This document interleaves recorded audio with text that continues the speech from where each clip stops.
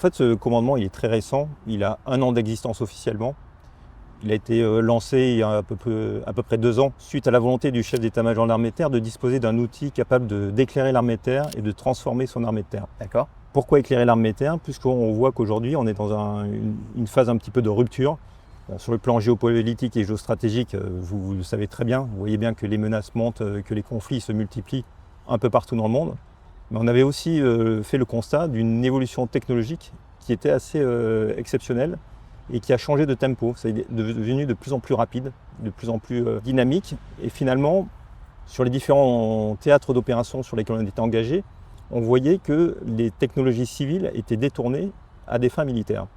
Et donc on s'est rendu compte que finalement notre process habituel, la façon de faire la guerre jusqu'à présent, devait évoluer pour être capable de tirer le meilleur parti de ces nouvelles technologies qui étaient en train de se développer.